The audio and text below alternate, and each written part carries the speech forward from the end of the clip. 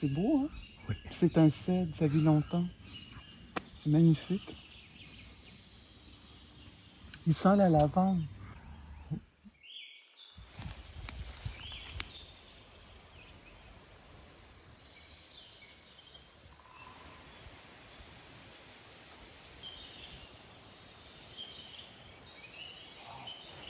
C'est toujours dans l'esprit de penser l'arbre, de prendre soin de l'arbre, de le réparer. Alors, je lui laisse toutes les traces de vie à la surface, mais tout ce qui a été abîmé par l'homme, tout ce qui a été abîmé par les pics de bois, mais j'essaie de réparer ça.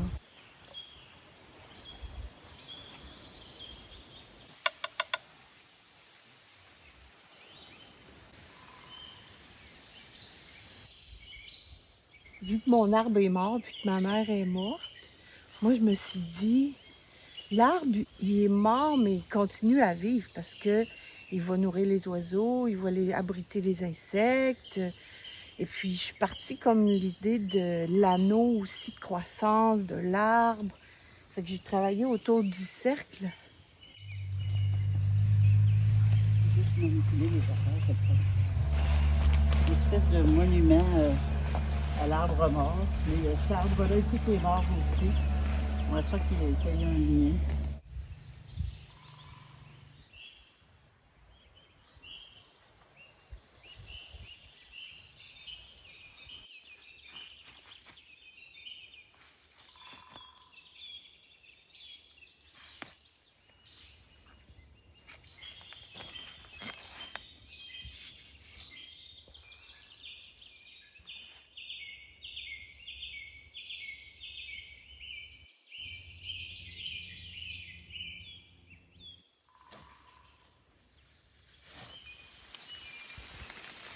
Il est mort, faut se faire une idée.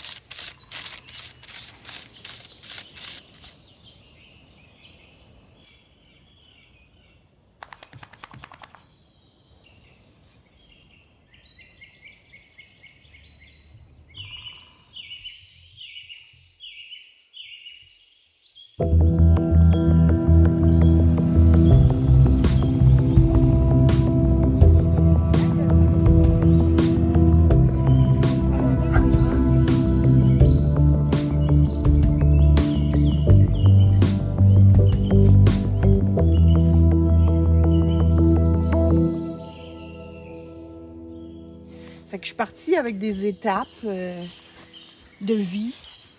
Bon, la naissance, puis avec l'enfance qui veut, on veut bifurquer, mais il faut toujours retourner dans le droit chemin. Après ça, je trouve que j'ai eu une période étroitesse d'esprit là pour rentrer dans le moule, puis mais non, finalement, on continue notre chemin. C'est comme un hommage aussi à ma mère, que vous voyez à la fin de la vie. Ça, c'est ses créations. Elle faisait du crochet, là. Je voulais y faire un hommage pour tout ce qu'elle a fait dans sa vie pour nous autres.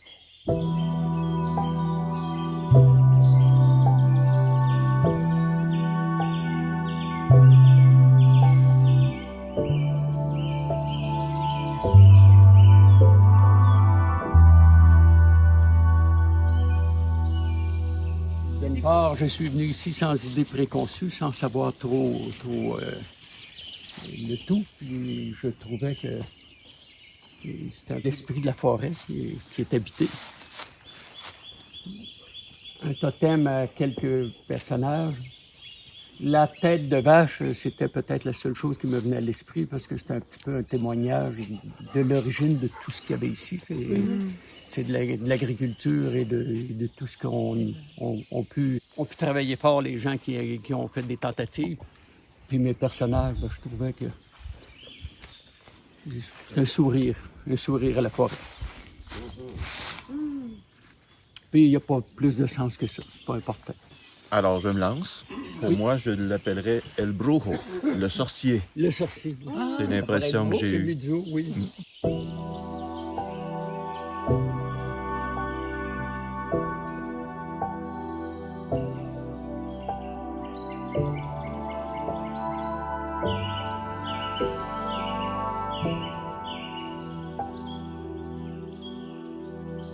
Et je n'avais pas d'idée trop préconçue.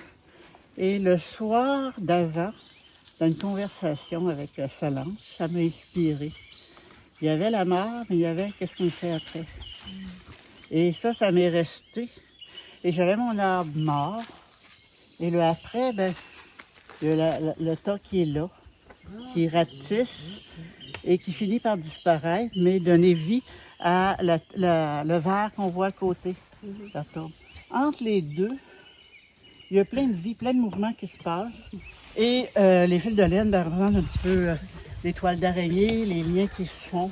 Et il y a un gros champignon qu'on a trouvé là, qu'on a mis là, comme la vie qui gêne de partout de ça. Fait que après la mort, il y a la décomposition, mais il y a la vie qui naît dans tout ça. Et il y a bien sûr Carole et Richard qui nous accueillent.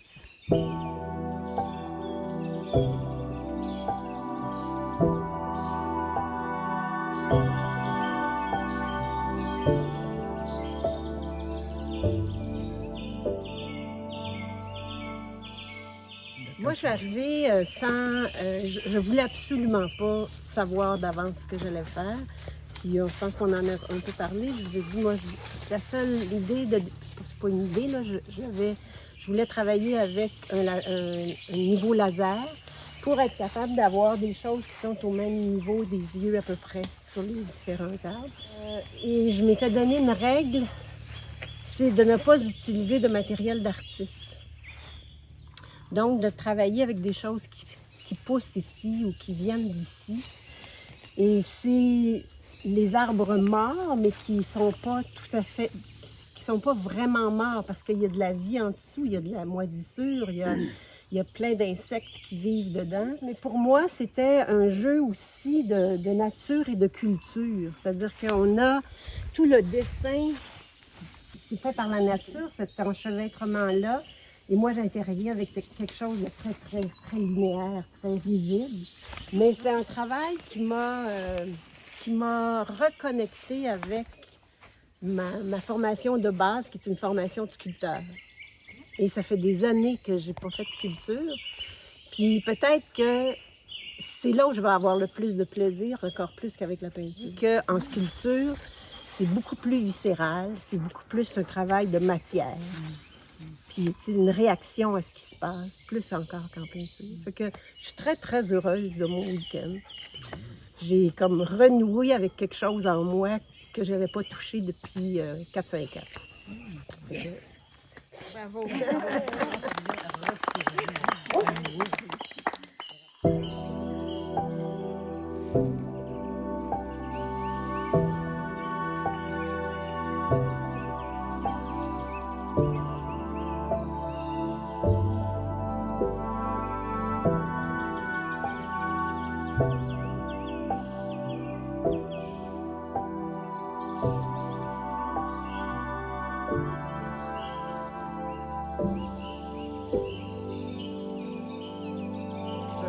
D'avoir quelque chose qui donne du sens.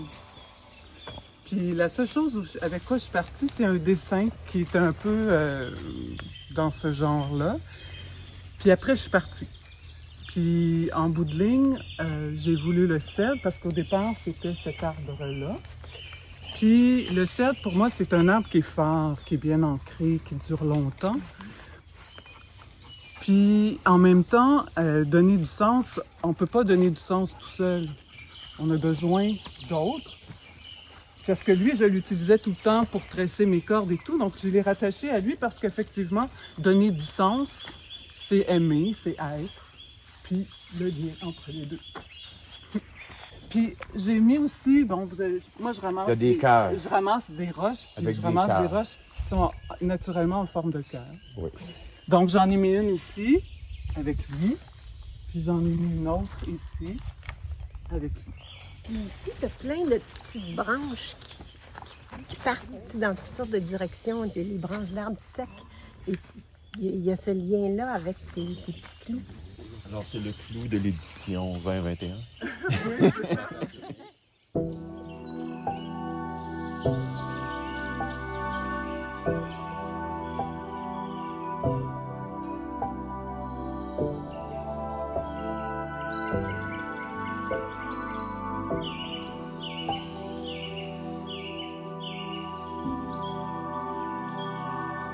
Il m'a tout de suite interpellé quand on est passé, quand j'ai visité. Et je trouvais qu'il y avait, d'après moi, 2 grandes blessures. J'avoue que j'avais préparé quand même mon coup. J'ai du bouleau, qui était comme gardien, et j'ai du bambou qui vient aider. Donc, ces 2 essences-là viennent aider cet arbre qui va mourir éventuellement, qui est gardien du cimetière, qui est protecteur, parce que moi, de nature, je suis protecteur. Je voulais pas avoir aucune peinture, donc je voulais juste intégrer des arbres à un arbre. Celui-là m'a vraiment marqué. Puis il faut que je vous dise que moi, j'ai un bac en arts plastiques, enseignement au secondaire. J'ai fait ça quelques années et ça a pris une autre direction. Et c'est la première fois que je fais du land art. Puis ça m'a amené à être plus sculpteur que peintre. J'aime mieux travailler avec du matériel rigide que des petits poils.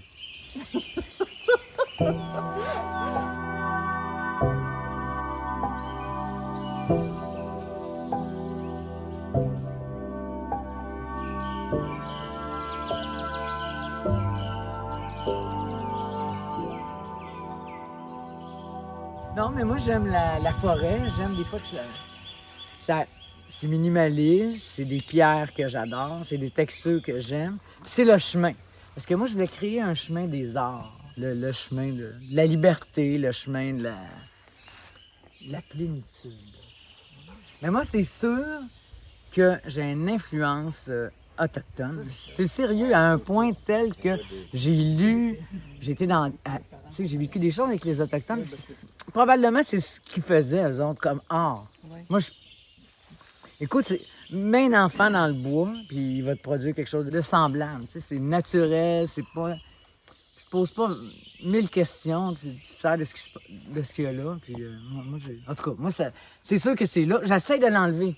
De temps en temps, je me dis, on va essayer de mettre d'autres choses, on va aller chercher d'autres origines. Mais je passe souvent par là.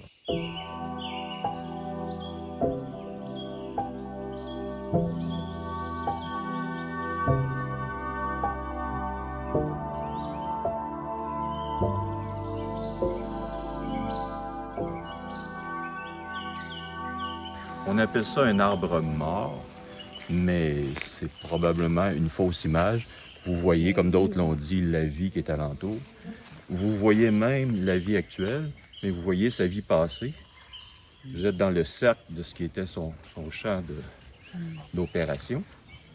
Et ses racines s'en allaient partout, en communication avec tout le monde. Alors, on a essayé de l'habiter en lui mettant des choses un peu artificielles, mais sans trop dénaturer. Alors, cet endroit-là qui m'a fait penser plutôt à une espèce de temple, une église. La grenouille en est le thème principal. La grenouille est un animal avec une peau extrêmement perméable et très sensible à tout ce qui est dans l'environnement. Mon fils, en passant en auto l'autre jour, devant ici la maison, il a remarqué le petit soleil que Carole et Richard ont. Il dit « Ah, des anciens hippies. » Je ne savais pas ça, moi, mais en tout cas. Nous sommes allés en Inde. Carole est allée en Inde. Le mantra principal, c'est Hare Rama, Hare Krishna. On l'a modifié un petit peu. Rana, en espagnol, c'est une grenouille. On a parlé de l'église. Vous avez vu le bénitier en rentrant, alors...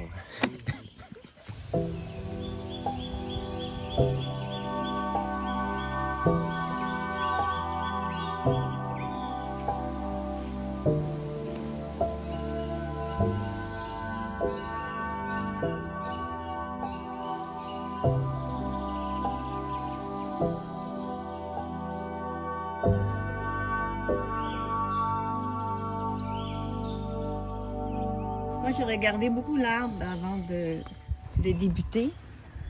Et j'ai trouvé que c'était un arbre qui avait énormément de blessures. Par la nature, par le temps, par l'homme aussi, par les branches qui ont été coupées. Il y a un pic-bois aussi qui a fait des ravages. Et ça m'a amené à vivre quelque chose que j'ai vécu dernièrement. Prendre soin de l'arbre comme j'ai pris soin de quelqu'un en particulier. J'ai commencé par faire un genre de pansement autour de l'arbre et par la suite j'ai utilisé de l'argile blanche avec de la petite pierre, toujours dans le but de panser les blessures et aussi avec mes mains, c'est un travail que j'ai fait avec mes mains, de le flatter, de lui parler, pour qu'il sente un petit peu l'émotion là, qui était en moi lorsque le temps que je lui ai donné à prendre soin en fin de vie de cet arbre-là. Et voilà.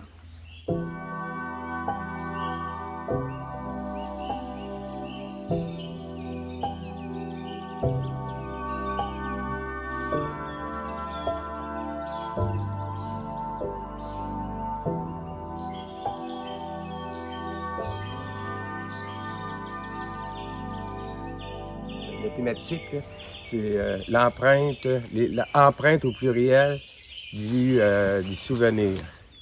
Donc, c'est simplement un papier appliqué avec un charcoal foncé dur. Et après ça, on réussit à, comme tu fais de la lithographie, à prendre le change. Et puis, je vais vous le dévoiler. Vous allez voir le dessous. Et ce qui est le fun, c'est qu'après ça, il peut être suspendu à un endroit. Il peut avoir une lumière en arrière qui va donner un effet aussi. Il peut rester là. Ça va être sûrement éphémère. Donc, on voit le avant. On peut me faire un t-shirt. C'est Max Ernst, l'artiste surréaliste, dans la même branche que Magritte ou Dali, à un moment donné, qui s'est joint dans cette chose-là. Et lui, il a fait la technique du frontal. Donc, c'est simple, c'est transportable. Donc, j'applique le papier, puis en même temps, ben là, je fais ça pour essayer de le préparer à recevoir son coup de crayon. Un peu aussi, Laurent. Donc, je me suis amusé à flatter les arbres.